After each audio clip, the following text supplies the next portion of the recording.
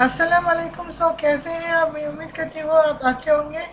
मैं Afghan jalebi Michael Caesar Santa और मेरे यूट्यूब चैनल पे आपका स्वागत है। थंबनेल और टाइटल देखकर आप समझ गए होंगे। हाँ, ओके। टाइटल और थंबनेल देखकर आप समझ गए होंगे मैं आज किस टॉपिक पे रोस्ट कर रही हूँ। और आप सोच रहे होंगे कि अचानक मैं शाजिदा के पीछे क्यों पड़ी हूँ। तो शाजिदा ने कुछ काम ही ऐसा किए कि उनके पीछे पड़े हैं। तो मैं शाजिदा की एक वीडियो मैंने देखी है। तो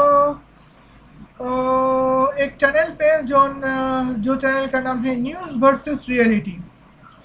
तो टॉपिक थी Elon Musk tweet deletes in the topic of Bill Gates. लेकिन जहाँ तक मुझे लगता है कि यहाँ पे रियलिटी को फेक न्यूज़ ज़्यादा दिखाई दे रही है। तो वहाँ पे कैसे फेक न्यूज़ दिखाई देती है वो मैं आपको यहाँ पे बता देती हूँ। चलिए, उससे पहले जो वीडियो देख के मेरा दिमाग खराब हो गया था वो वीडियो मैं आपके सामने शेयर करना चाहती हूँ। Welcome to news versus reality, जहां आपको न्यूज के अलावा उसके पीछे की रियलिटी भी बताई जाती है। तो न्यूज ये है कि टेस्ला के सीईओ एलॉन मस्क ने पिछले दिनों अपने ट्विटर पे बिल गेट्स का एक कार्टून ट्वीट किया जिसे बाद में डिलीट कर दिया गया। उस कार्टून में ऐसा क्या था कि 5000 से ज्यादा शेयर होने के बाद मस्क ने उसे डिलीट कर दिया या फिर किसी ने उसे डिलीट करवा दिया। एलॉन मस्क ने एक आर्टिस्ट बेन गैरिसन का कार्टून एडिट करके पोस्ट किया था। ओरिजिनल कार्टून क्या था उसको भी देख लेते हैं, पर पहले एलॉन मस्क के एडिटेड कार्टून को देख लें। इस कार्टून पोस्टर के मुताबिक बिल गेट्स अपना प्लान सामने रख के खड़ा है और अपनी उंगली से इशारा करके बता रहा है कि दुनिया अभी उसके प्लान के किस स्टेप पर है। और आगे हम देख सकते हैं कि एलॉन मस्क के मुताबिक बिल गेट्स के प्लान का फाइनल स्टेप क्या होगा। पहला स्टेप ये था कि लोगों के अंदर कोरोना को लेकर खौफ पैदा किया जाए, जो कि सक्सेसफुल रहा। फिर ये कि मीडिया को कंट्रोल किया जाए ताकि कोई उसके प्लान को एक्सपोज ना कर सके, और ऐसा ही हुआ। मेन स्ट्रीम मीडिया तो पहले ही कंट्रोल था, पर सोशल मीडिया पर भी लोगों की वीडियोस और कंटेंट को बैन और डिलीट किया गया। थर्ड स्टेप जो किया गया वो था शटडाउन एंड सोशल डिस्टेंसिंग, और ये भी फुलफिल हो चुका है। किसी जगह पे पार्शियल तो किसी जगह पे कंप्लीट शटडाउन है, जिसे आम जुबान में लॉकडाउन कहा जाता है। लोग एक दूसरे से दूर दूर ही रहते हैं, मिलना मिलाना ना होने के बराबर है। एलॉन मस्क के एडिटेड कार्टून के मुताबिक ये सब करके अब हम इस स्टेज पर हैं जहां वैक्स को लाजमी किया जाएगा। और एलॉन मस्क के मुताबिक इससे होगा क्या? बिल गेट्स की चांदी ही चांदी होगी, क्योंकि वैक्स का पेटेंट बिल गेट्स के पास है, तो बहुत ज्यादा कमाई होगी। और उससे बिल गेट्स 2011 में बंद हुआ प्रोजेक्ट माइक्रोसॉफ्ट ज़ूम दोबारा स्टार्ट करेगा। जैसे कि बहुत से लोगों को शक है कि बिल गेट्स वैक्स में कुछ मिलाकर हमें लगाना चाहता है, एलॉन मस्क के एडिटेड कार्टून के मुताबिक वैक्स से आपके अंदर ज़ूम खरीदने और इस्तेमाल करने की ख्वाहिश पैदा होगी। और ये ज़ूम 666 यानी कि मार्क ऑफ द बीस्ट है। आप में से जिन लोगों को 666 के बारे में नहीं पता, उनको बता दूं कि ये नंबर बाइबल में मौजूद एक वर्स से लिया गया है, जिसमें खुदा ने इंसानों को वार्न किया है कि एंड टाइम्स में जब एंटी क्राइस्ट यानी कि दज्जाल आएगा तो वो हर एक इंसान पर एक मार्क या स्टैंप लगवाएगा, जिसके बारे में खुदा की तरफ से हुक्म है कि वो मार्क हम अपने ऊपर ना लें। मार्क लगाने वाले को पहचानना कैसे है? उसके नाम से, उसके नाम का अदद कैलकुलेट करके, क्योंकि वो नंबर 666 बनेगा। तो ये बेसिकली एंटी क्राइस्ट सिस्टम का नंबर है। खैर, मेरे ख्याल से एलॉन मस्क ने बिल गेट्स को तो मजाक किया ही है, पर उससे ज्यादा बेन गैरिसन कार्टूनिस्ट जैसी सोच रखने वाले लोगों का भी मजाक उड़ाया है, जो बिल गेट्स जैसे लोगों को एक्सपोज करने की कोशिश करते हैं। क्योंकि मार्क ऑफ द बीस्ट कोई मजाक नहीं है। कुछ खुदा के लोग आज अपने करियर और लाइफ को दांव पर लगाकर इस दुनिया को और अपने आप को इस मार्क से बचाना चाह रहे हैं, और बाकी के लोग इसे मजाक समझ के हंस रहे हैं। बेन गैरिसन का इस साल ट्विटर अकाउंट बंद कर दिया गया और 2017 में एडीएल की तरफ से उस पर केस करके उसे $10 मिलियन का जुर्माना भी हुआ। एलॉन मस्क ने जो कार्टून यूज किया है वो बेन गैरिसन का ज्यादा पुराना कार्टून नहीं, और ओरिजिनल कार्टून के मुताबिक हम अभी इस स्टेज पर हैं जहां उन लीडर्स को साइडलाइन लगाने का काम चल रहा है जो इस प्लान के हिसाब से नहीं चल रहे, और अभी जनरल पब्लिक पर कोई खास जोर जबरदस्ती नहीं। इसके नेक्स्ट स्टेप में फौज की मदद से कुछ खास कवानीन जबरदस्ती लागू किए जाएंगे और ये टीके वाला स्टेप मिशन का लास्ट स्टेप है, जो कि बेन गैरिसन के मुताबिक 666 यानी कि मार्क ऑफ द बीस्ट है। वैसे हो भी सकता है क्योंकि प्रोफेसी के मुताबिक वो मार्क भी हर एक को लाजमी लगाया जाएगा। बेन गैरिसन के मुताबिक उसने किसी को इजाजत नहीं दी कि उसका बनाया हुआ कार्टून यूज किया जाए या एडिट करके यूज किया जाए, तो हो सकता है कि कॉपीराइट वगैरह की वजह से एलॉन मस्क की ट्वीट गायब हो गई हो। वैसे मुझे लगता है कि ये ट्वीट प्लान के स्टेप नंबर 2 पर इम्प्लीमेंट करते हुए हटवा दी गई होगी, क्योंकि जब भी कोई इनके प्लान्स को सामने लेकर आता है और लोग उसको धड़ाधड़ एक दूसरे के साथ शेयर करने लगते हैं और अवेयरनेस फैलने का खदशा होता है, तो ऐसी चीजें इंटरनेट से जल्दी गायब हो जाती हैं। इलॉन मस्क ने भले ही ट्वीट में बिल गेट्स के प्लान का मजाक उड़ाया हो, पर उसकी ट्वीट से ये साफ नजर आता है कि Bill Gates mark of the beast के लिए रास्ता बनाने के मिशन पर क्या क्या और कैसे कैसे काम कर रहा है। आपका क्या ख्याल है इस बारे में? अपनी राय कमेंट सेक्शन में शेयर करें, और अगर आपको लगता है कि ये वीडियो इन्फॉर्मेटिव है तो इस वीडियो को लाइक और शेयर जरूर करें। अगर आप इस तरह की मजीद वीडियोस देखना चाहते हैं तो चैनल को सब्सक्राइब करके बेल आइकन को प्रेस कर लें। सो मिलते हैं नेक्स्ट वीडियो में। खुदा हाफिज। तो इस वीडियो पूरी तरह से एक्सप्लेन करने के लिए मैं आपको यहाँ पे इस वीडियो को 6 पार्ट में बना रही हूँ। वीडियो एक ही है लेकिन यहाँ पे 6 पॉइंट में बताने वाली हूँ। तो यहाँ पे जो पॉइंट में बताने वाली हूँ वो आप चाहे खुद ही देख सकते हैं और लेट्स गेट स्टार्टेड। और हाँ, तो मेरे मुसलमान भाइयों, रमजान की आखिरी पल कैसी लगी? चल रही है? अच्छी चल रही है? Okay, all the best. अब मैं शुरू करती हूँ।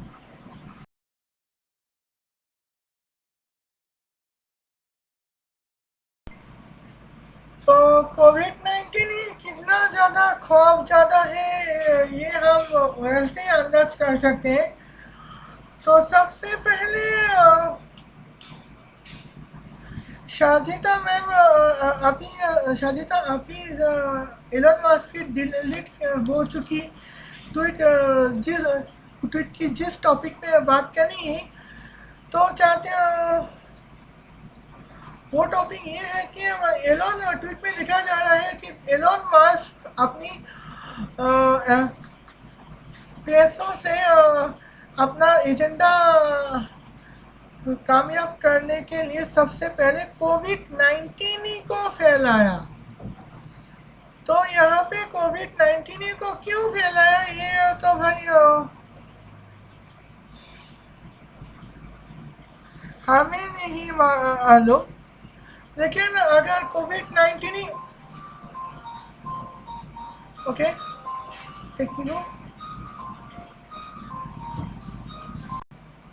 तो कोविड-19 अगर अमीर लोगों का काम होता तो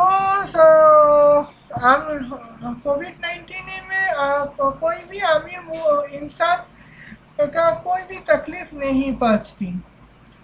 लेकिन यहाँ के दुनिया की सबसे बड़ी इकोनॉमी, दुनिया की सबसे बड़ी अमीर मुल्क जो अमेरिका है, वहाँ पे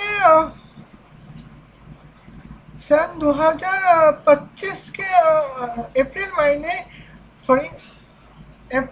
की 25 तारीख सन 2021 के मुताबिक 5,58,000 लोगों की मौत हो चुकी है, जहाँ पे उस दिन नई मौत हो चुकी है 273। एक थोड़ी देर वेट कीजिए।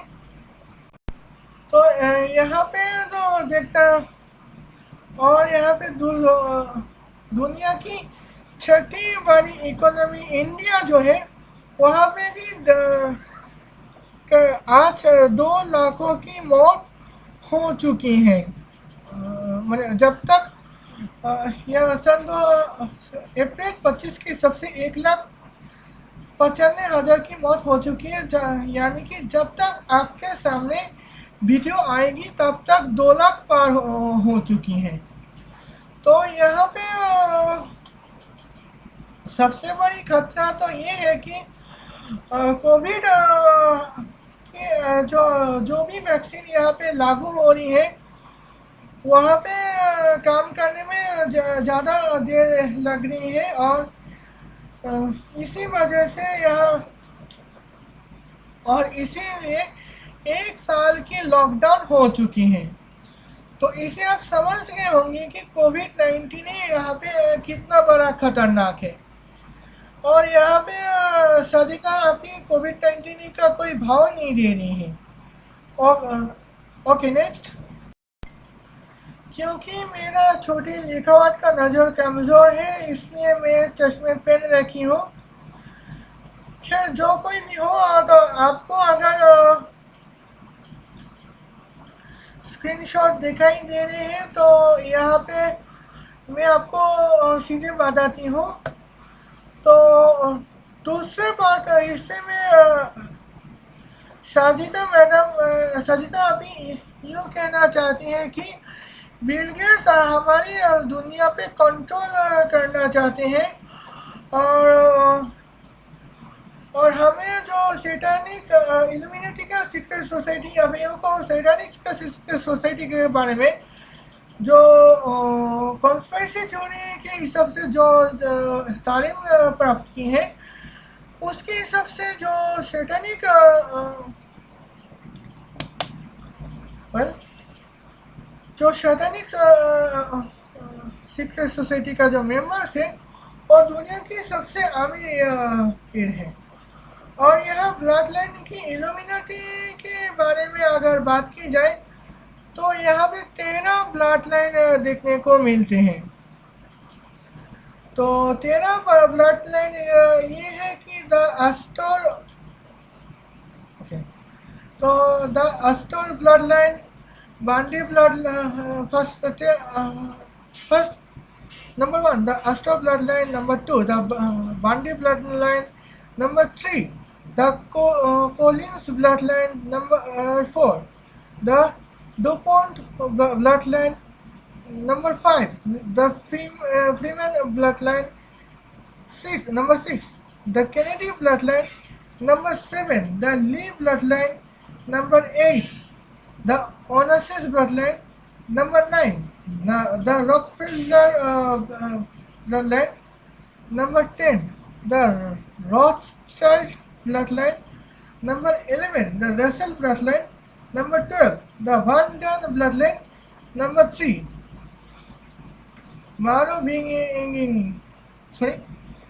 Merovingian.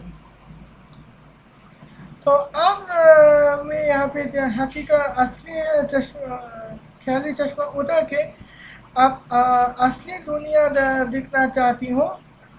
तो यहाँ पे सन 2021 के हिसाब से दुनिया की जितने भी अमीर इंसान मौजूद हैं वो ये ब्लड लाइन के हिसाब से काम करते हैं कि नहीं। ओके, नंबर 10 में आते हैं डैनियल गिलबर्ट, जो अभी जो उसके दूसरे पॉइंट में वो नहीं आए।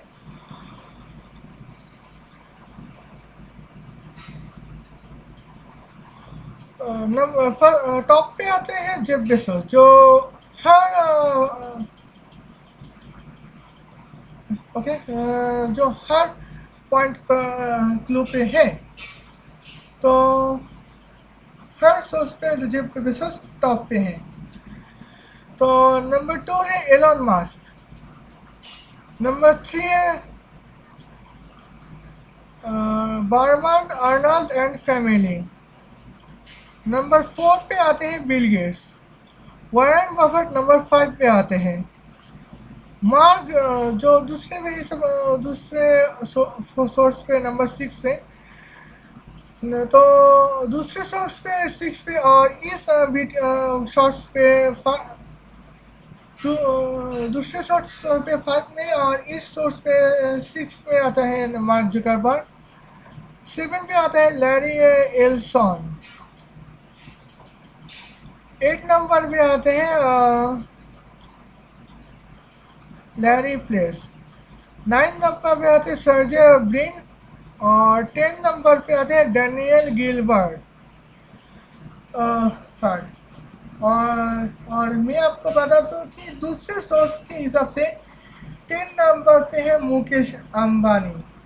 खैर जो भी हो, आपको यहाँ पे कहीं पर भी इन 10 अमीर इंसानों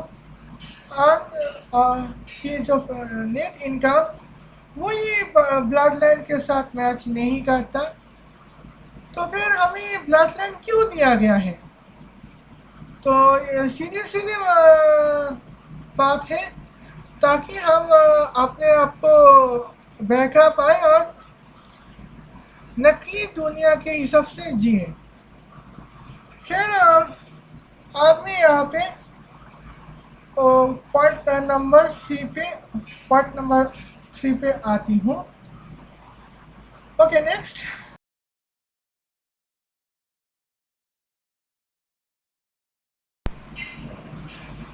तो यहाँ पे जो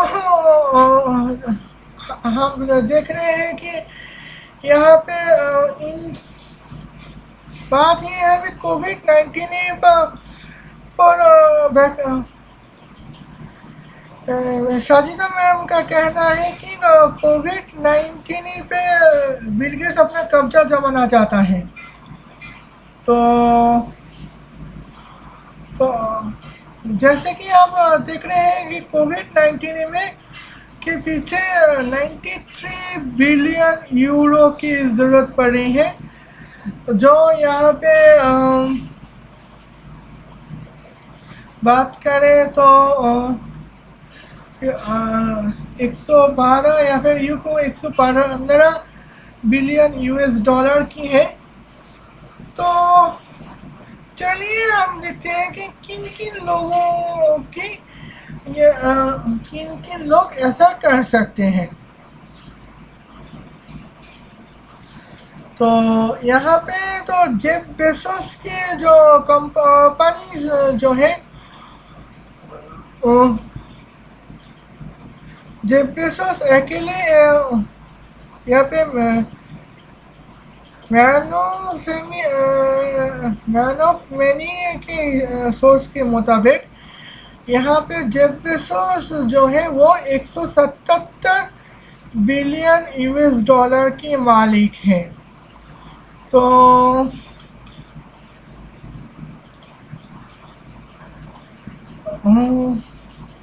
तो इसके हिसाब से बात करें तो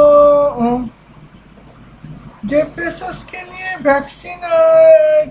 वैक्सीन पे पूरे पैसे लगाना थोड़ा सा बड़ी बात है, लेकिन इतना बड़ी बात नहीं है। कुछ खास मेरा मतलब है कुछ खास बड़ी बात नहीं है। अब मैं यहाँ पे बात करूँगी अमीरों के हिसाब से दूसरे नंबर पे जो आते हैं, यानी कि हमारे चहेता एलोन मस्क। तो एलोन मस्क के हिसाब से तो एलोन मस्क जो कि नेट वर्थ जो है वो यहाँ पे 151 बिलियन यूएस डॉलर की बताया जा रहा है। तो इस हिसाब से अगर हम बात करें तो एक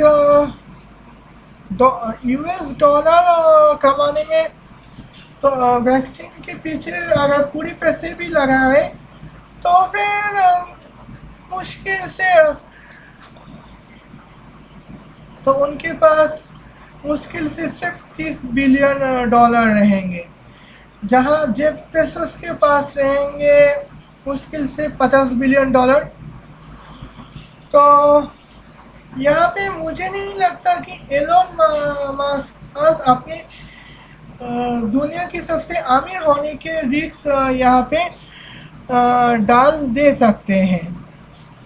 आप यहाँ पे कुछ बात बताना पसंद करूँगी। तो यहाँ पे नंबर 3 और नंबर 4 आते हैं। तो यहाँ पे बर्नार्ड अर्नोल्ड जो है वो उनको यहाँ पे बात करूँगी तो उनकी नेट वर्थ जो है वो 150 बिलियन यूएस डॉलर। तो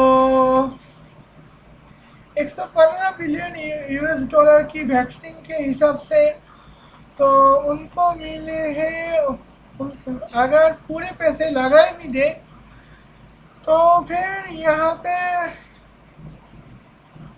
उनके जो बच्चे हैं वो 150 से 115, 50 से 15, तो 40 से 5, हाँ 35 उनका सिर्फ यहाँ पे कोविड-19 की वैक्सीन पे पूरे पैसे लगाने के बाद भी, अकेले की पूरे पैसे लगाने के बाद भी उनके पास सिर्फ और सिर्फ 25 बिलियन यूएस डॉलर बचेंगे, क्योंकि वैक्सीन की कीमत है 115 बिलियन यूएस डॉलर और यहाँ पे उनकी जो नेट वर्थ जो है वो 150 से 115 अगर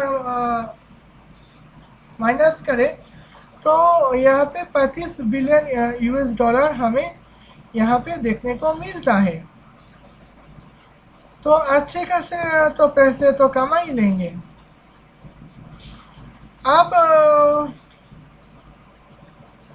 अब जिनकी यहाँ पे बात करूँगी तो वहाँ पे वो है बिल गेट्स। तो बिल गेट्स के यहाँ पे तो मैं अगर बात करूँ तो बिल गेट्स यहाँ पे बिल गेट्स की आज का नेट वर्थ है 124 बिलियन यूएस डॉलर। तो जैसे कि हम जानते हैं कि वैक्सीन की कीमत 115 बिलियन यूएस डॉलर, तो उसकी हिसाब से अगर यहाँ पे उसकी हिसाब से अगर हम यहाँ कुछ हिस्से तो लगा भी लेंगे या तो 124 से 115 माइनस करें तो उनके पास सिर्फ 9 बिलियन यूएस डॉलर रहेंगे। तो 9 बिलियन यूएस डॉलर और कोई अमीर इंसानों के लिए शोभा नहीं देता, क्योंकि उनकी तो यहाँ पे बिल, क्योंकि यहाँ पे उनको भाई अमीर बनने का शौक तो होता ही है। तो 9 बिलियन आजकल के यूएसए के हिसाब से 9 बिलियन यूएस डॉलर सिर्फ मिडिल क्लास फैमिली की होती है। तो ऐसे तो रिच किड नहीं आएंगे। तो अपनी रिचेस्ट पर्सन होने के पहचान खतरे में वैक्सीन के पीछे लगाकर खतरे में क्यों डालेगा मेरे भाई? तो यहाँ पे अगर बर्नार्ड अर्नोल्ड और बिल गेट्स दोनों एकजुट होकर पैसा कमा सकता, दोनों अगर एकजुट होकर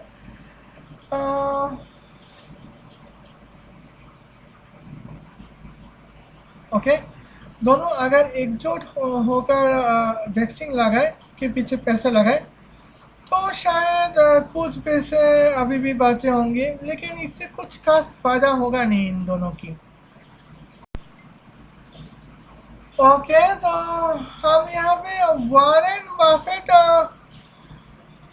के बारे में हम कैसे भूल सकते हैं। यहाँ पे वॉरेन बफेट जो है दुनिया के छठे अमीर इंसान है, लेकिन यहाँ पे वॉरेन बफेट की अगर बात करें तो उनकी नेट वर्थ जो है वो 96 बिलियन यूएस डॉलर है।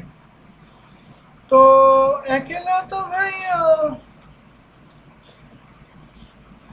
वैक्सीन में पूरे पैसे लगा नहीं सकते, लेकिन अगर बिल गेट्स के साथ मिलके लगाए तो बिल गेट्स और तो क्या होगा है, तो बिल गेट्स और वॉरेन बफेट का जो नेट और उनको जो अगर एडिशन में लगे तो 124 प्लस 96 220 तो 220 से 115 अगर माइनस कर भी ले तो यहाँ पे हमें मिलता है करीब 105 बिलियन यूएस डॉलर उनको बचते हैं। तो उनके हिसाब से तो वॉरेन बफेट के तो 96 से 55 58 अगर माइनस कर भी दे तो 38 होगा। और बिल गेट्स के जो है वो 124 से 57, 124 से 117 सिर्फ 67 रुपये बिलियन यूएस डॉलर की बचत होगी बिल गेट्स की। वरना किसी की अकेले की बस की बात तो है नहीं। तो यहाँ पे बिल गेट्स और वॉरेन बफेट की बात इसलिए करी हो क्योंकि किसी रिसोर्स के मुताबिक बिल गेट्स और वॉरेन बफेट पे काफ़ी दोस्ती थी। अब मैं यहाँ पे अगला बात करूँगी। तो माफ़ कीजिएगा, यहाँ पे मार्क जुकरबर्ग भी का नाम भी लेने पड़ेंगे, लेकिन खैर कोई बात नहीं। आज मैं मार्क जुकरबर्ग की फेसबुक इस्तेमाल कर पाती हूँ, तो वहाँ पे मार्क जुकरबर्ग की फेसबुक को मैं बिल गेट्स की विंडोज़ पे इस्तेमाल कर पाती हूँ, इसलिए दोनों को कंपेयर करना मैंने सही समझा। तो खैर तो अब हम जानते हैं कि बिल गेट्स की net worth 124 billion US dollar.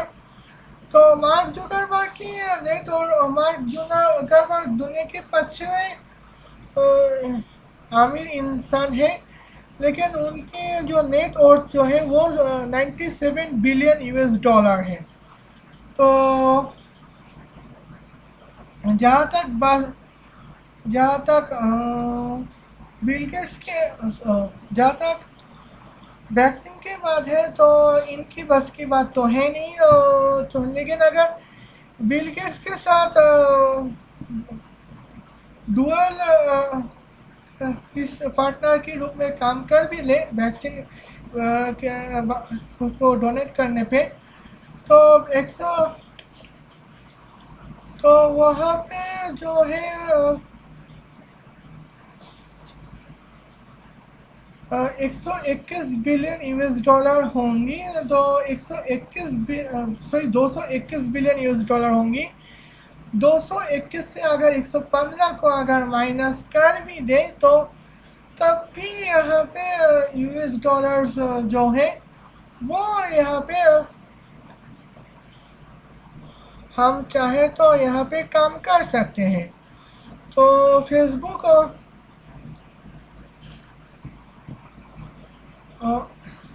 यहाँ पे टेस्ला कंपनी के जो टेस्ला की बात बाद में करेंगे। तो यहाँ पे उनके हिस्से के हिसाब से आधे आधे कर दे तो मार्क जुकरबर्ग के पास बचेंगे सिर्फ 97 से 57 40 बिलियन यूएस डॉलर, और बिल गेट्स के पास रहेंगे 67 बिलियन यूएस डॉलर। तो मुझे नहीं लगता कि ये कोई हम इंसाफी हो सकती है। खैर हमें क्या, तो यहाँ पे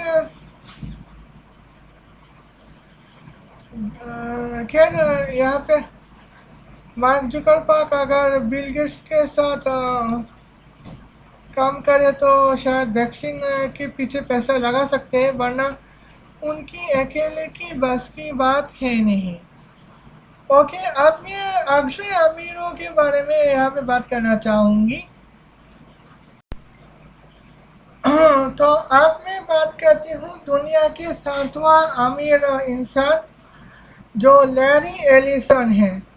तो आप देख रहे हैं उनके साथ एलन मस्क को इसलिए दी गई है क्योंकि एलन मस्क और लैरी एलिसन दोनों ही टेस्ला कंपनी के हैं।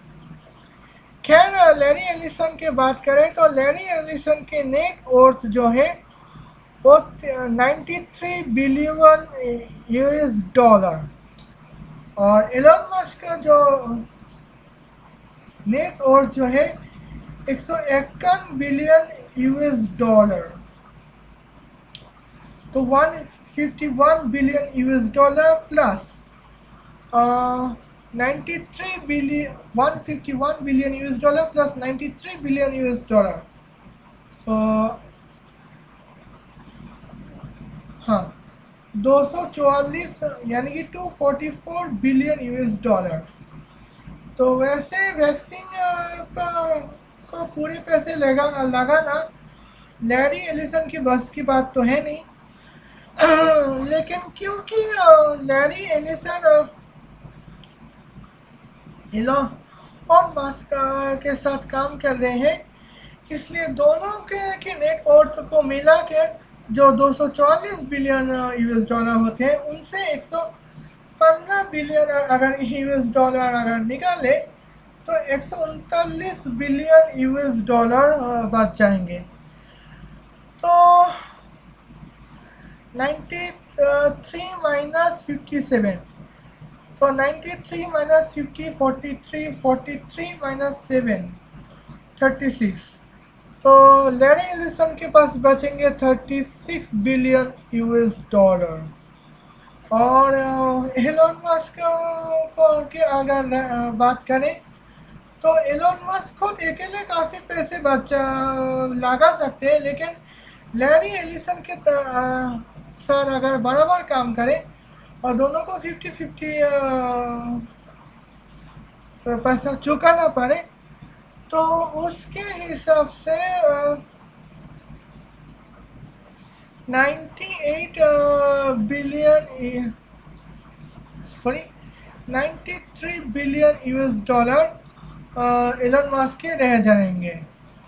तो वैसे अगर दोनों अकेला काम करें तो एलन मस्क वैसे काम कर सकते हैं, लेकिन लैरी एलिसन अकेला ये काम नहीं कर सकते।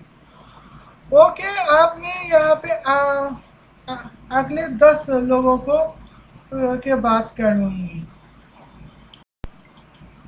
तो यहाँ पे मैं बात करूँगी लैरी पेज और सर्जे ब्रिन, दोनों ही गूगल में काम करते हैं। तो लैरी पेज दुनिया के सबसे 8वें अमीर इंसान है, उनका नेट वर्थ है 91.5 बिलियन यूएस डॉलर।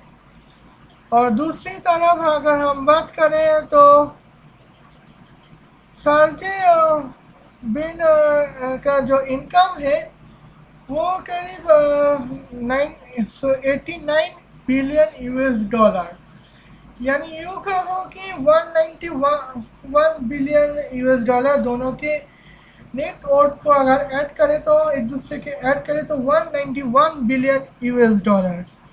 वैसे इन दोनों का वैक्सीन पे पूरे पैसे लगाना इन दोनों की अकेले की बस की बात नहीं है, लेकिन फिर भी अगर यहाँ पे हम लेकिन यहाँ पे अगर हम बात करें तो डोनाल्ड ट्रम्प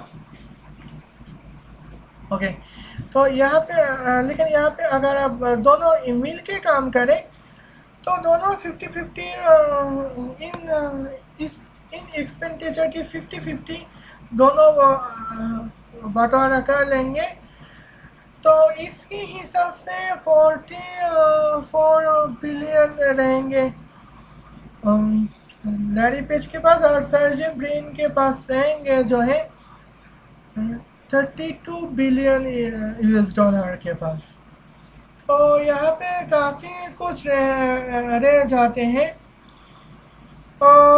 खैर वरना इन दोनों की अकेले के बस की बात हरगिज़ नहीं है। तो यहाँ पे तो अ, यहाँ पे शाजिया भी सिर्फ माइक्रोसॉफ्ट पर इल्ज़ाम लगा रहे हैं, बल्कि यहाँ पे हम चाहे तो दोनों पर भी इल्ज़ाम लगा सकते हैं। तो हम यहाँ पे जो दुनिया कंट्रोल की बात आए हैं, तो मुझे लगता है कि माइक्रोसॉफ्ट अकेला वैक्सीन पे कंट्रोल नहीं लाने वाली, बल्कि यहाँ पे अमेजन भी कंपटीटर होंगे। और मुझे और अमेजन पर शादिया मैम कभी इल्ज़ाम नहीं लगाती। तो आप नोटिस की नहीं होगी, कभी कभी साजिया मैम वो कहती हूँ, कभी कभी साजिया आप ही कहती हूँ, दोनों एक ही है, बस प्यार से कहती हूँ। खैर यहाँ पर अगर यहाँ पे अमेजन की बात करें तो नेटवर्क माइक्रोसॉफ्ट के नेटवर्क तो 1 ट्रिलियन तो है, लेकिन अमेजन के जो नेटवर्थ जो है वो करीब 2 ट्रिलियन है, या फिर यूँ कहो कि 1.5 ट्रिलियन है। तो अगर कार्टून पे माइक्रोसॉफ्ट की बिलकिस की बजाय अगर अमेजन के जेफ बेजोस के कार्टून बनाते तो शायद काम चल जाता, क्योंकि बिल अमेजन के जेफ बेजोस की अमेजन कंपनी की हैसियत से भी नेट वर्थ के मामले में नंबर 1 पे है। ओके, अब इसी से समय शुरू करती हूँ कंपनी की नेट वर्थ की कंट्रीब्यूशन। तो यहाँ पे गूगल के बारे में अगर हम बात करें तो यहाँ पे गूगल के बारे में तो यह बात करना तो काफ़ी बनता है। तो गूगल के बारे में यहाँ पे मैं बात इसलिए कर रही हूँ, तो यहाँ पे गूगल जो है वो अकेले वैक्सीन की पैसे में पूरा की पूरी कंट्रीब्यूशन कर सकते हैं, क्योंकि वैक्सीन के एक्सपेंडिचर है 115 बिलियन यूएस डॉलर, और गूगल की नेट वर्थ जो है 320 बिलियन यूएस डॉलर। तो गूगल के पास गूगल और फेसबुक के पास इसलिए कर रही हूँ कि मैं खुद गूगल के यूट्यूब मैं खुद गूगल और फेसबुक इस्तेमाल करती हूँ। तो यहाँ पे खैर गूगल की बात करें तो यहाँ पे 205 बिलियन यूएस डॉलर बच जाएंगे, क्योंकि नेट वर्थ ही 320 बिलियन यूएस डॉलर।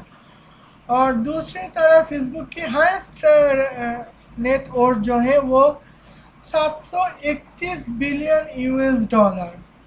तो यहाँ पे तो हम वैक्सीन के पीछे अगर फेसबुक अकेला पूरी पैसा इन्वेस्ट भी करे तो भी वैक्सीन के पास तो भी फेसबुक के पास 625 बिलियन यूएस डॉलर रहेंगे।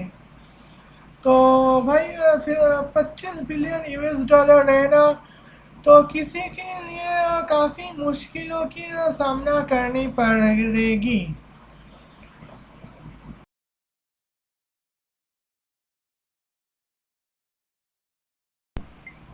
तो यहाँ पे तो बात यह अब कहना चाहती हूँ, तो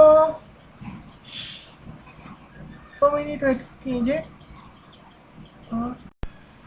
तो यहाँ पे तो बात ऐसे है कि शाजिया कह रही है कि सेकेंड स्टेप में हमारे यहाँ पे इंफॉर्मेशन कंट्रोल किया जाता है। तो कोविड-19 की अगर बात की जाए तो कभी कभी जो होते हैं ना, इंफॉर्मेशन कंट्रोल करना ज़रूरी हो जाता है, वरना फ्रीडम ऑफ स्पीच के नाम पे कुछ भी फेक इंफॉर्मेशन फैला सकते हैं। तो एक रिसर्च ने कहा कि fake news in south and south east Asia की बात करें तो यहाँ पे लिखा गया है कि the research has shown that fake news can be dangerous in many countries without internet literacy and can spread violence very easily.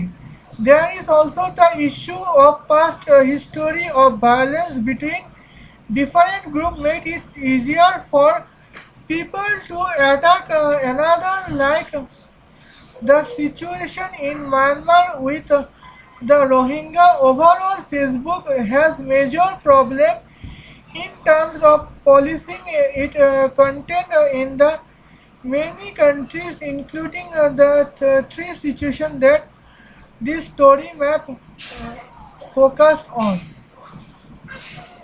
तो इसका मतलब हम ये बताता है कि रिसर्च कहते हैं कि फेक न्यूज़ जो है वो कई मुल्कों के लिए खतरनाक साबित हो सकते हैं और यहाँ पे इंटरनेट की फैसिलिटी नहीं होती और यहाँ पे आग की तरह वायलेंस आसानी से फैल सकते हैं। तो पहले के वायलेंस की जो पिछली स्टोरी में तो फेक न्यूज़ बढ़ावा दे सकते। तो म्यांमार की बात करें तो रोहिंग्या का मानना है रोहिंग्या की तरफ से फेक इंफॉर्मेशन के चलते और म्यांमार की तरह गवर्नमेंट की तरफ से फेक इंफॉर्मेशन के चलते रोहिंग्या और म्यांमार के बीच के कॉन्फ्लिक्शन शुरू हो गई है और ये कॉन्फ्लिक्शन वायलेंस में रूप दे रही है। और आज हम देख सकते हैं कि रोहिंग्या रिफ्यूजी बांग्लादेश में भी है, भारत में भी है। तो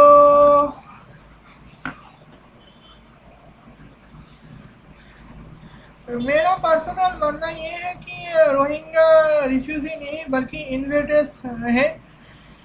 खैर यहाँ पे फेक इंफॉर्मेशन बहुत काम आ सकते हैं और मैं बांग्लादेश में रहती हूँ। यहाँ पे फेक इंफॉर्मेशन को मैं एक्सपीरियंस कर चुकी हूँ।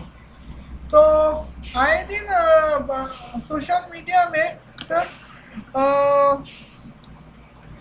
ऐसे फेक इंफॉर्मेशन पेश की जाती है जहां पब्लिक और गवर्नमेंट के बीच वायलेंस होने की आशंका होती है।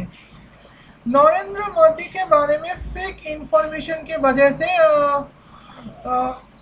मार्च महीने की 26 तारीख पे से 3 दिन लगातार 3 दिन वायलेंस होते रहे और उसके आगे बात तो आप बांग्लादेश को रिसर्च करते हैं तो आपको पता ही होगा।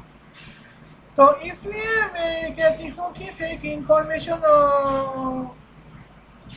खतरनाक हो सकते हैं, इसलिए इंफॉर्मेशन कंट्रोल करना जायज़ है, वरना फ्रीडम ऑफ स्पीच के नाम पे फेक इंफॉर्मेशन फैल सकते हैं।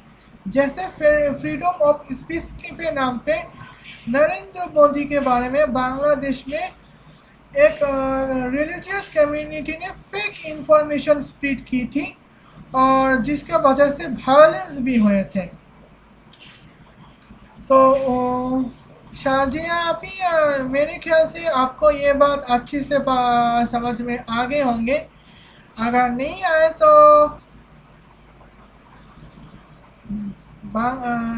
मार्च 26 2021 बांग्लादेश राइट्स पे अगर आप सर्च करेंगे तो आपको इसके बारे में पता चल जाएगा। ओके, मैं अगले पॉइंट पे बात करने जाऊंगी और मेरे ख्याल से छः पॉइंट में बात करना चाहती हूँ, लेकिन जहाँ तक मुझे लगता है कि 5 पॉइंट में ही काम चल जाएगा।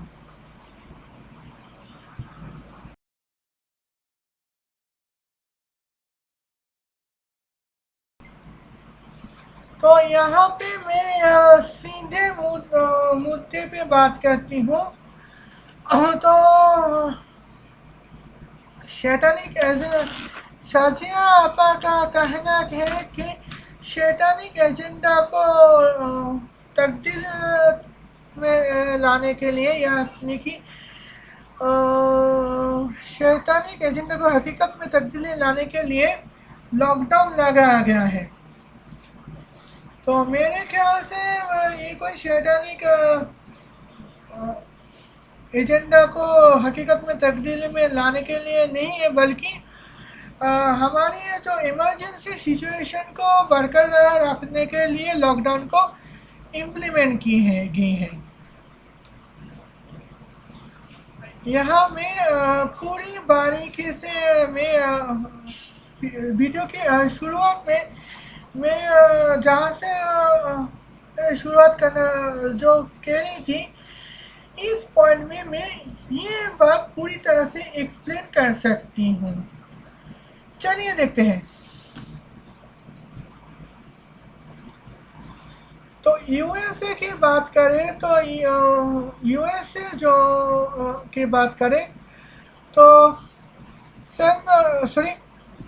अप्रैल महीने की 25 तारीख सन 2021 के हिसाब से जो यूएसए पर टोटल केस रजिस्टर्ड हुए हैं 3 करोड़ 28 लाख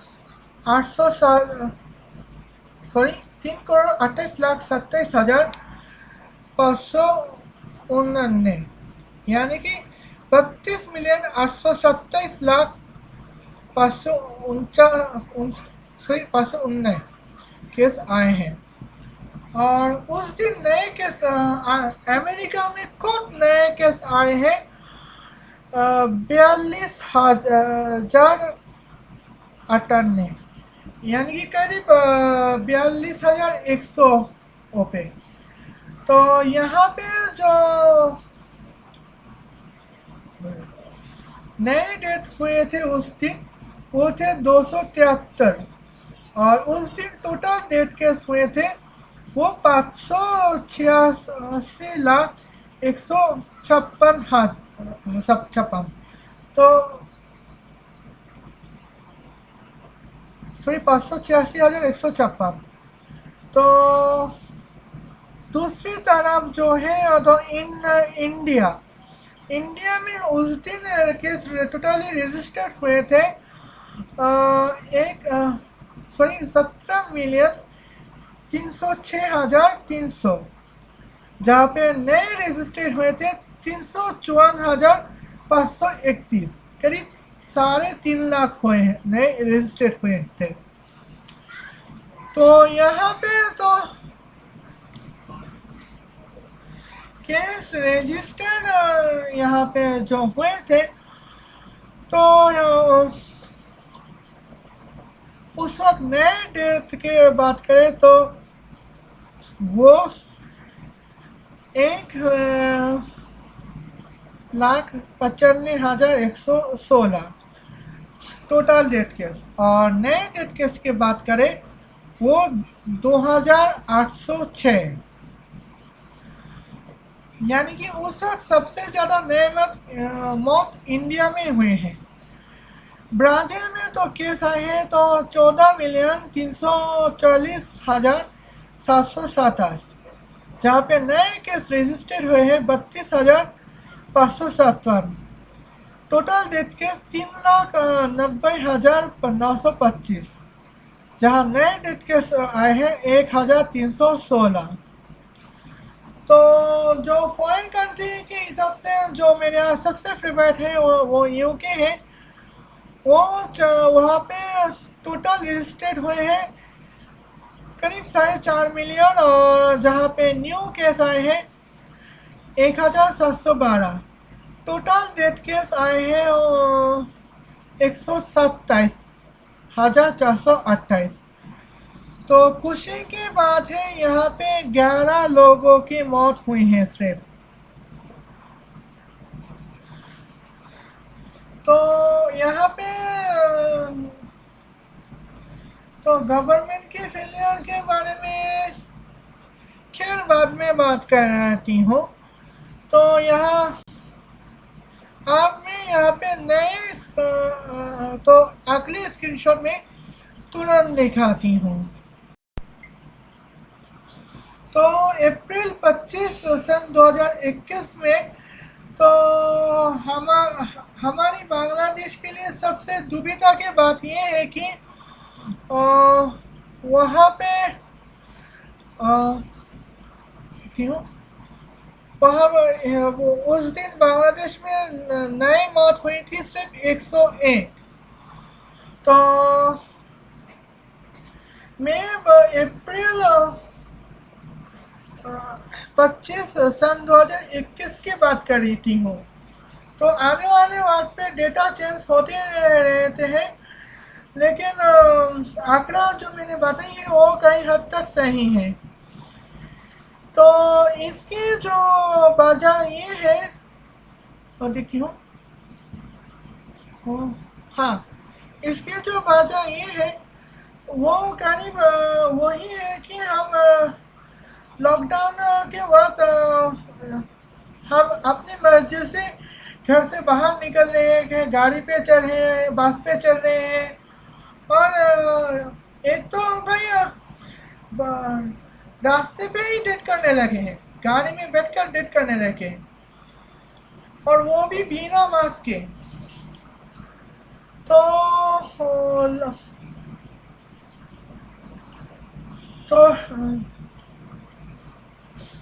कुछ मुल्क में लॉकडाउन सख्ती से पालन किया जा रहा है, और जिसका वजह से वहाँ पे कोविड-19 के केसेस काफ़ी कम आए हैं, और कुछ मुल्क में कर्फ्यू लगाए गए हैं जो मार्शल लॉ में इस्तेमाल की जाती हैं। तो वहाँ पे उसका रिजल्ट ये आया है, वहाँ पे कोविड-19 की कोई डेथ केस हुआ ही नहीं। तो आप मेरे बात शायद यकीन नहीं करोगे, तो मैं डिस्क्रिप्शन में लिंक दे दूंगी, वहाँ पे जाके रिसर्च कर लेना। तो मुद्दे की बात ये है कि हमारे यहाँ पे मार्शल लॉ की कर्फ्यू की सख्त ज़रूरत है, तभी तो हमारे कोविड-19 की सर्कमस्टेंस कंट्रोल में आएगी।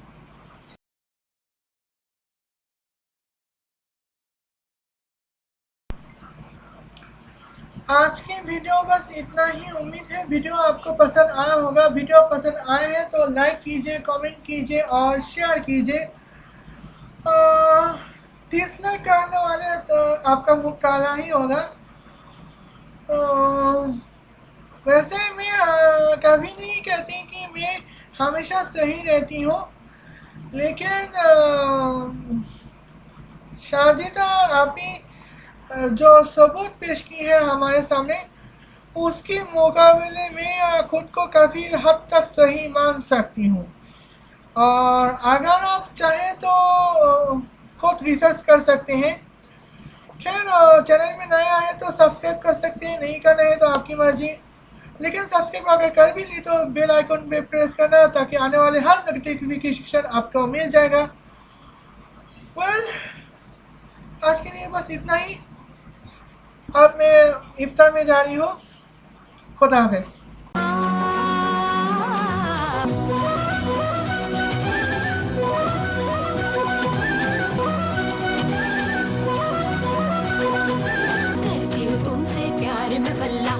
मेरा दिलदार है वल्ला, तारे झूमे चंदा झूमे आज हमारा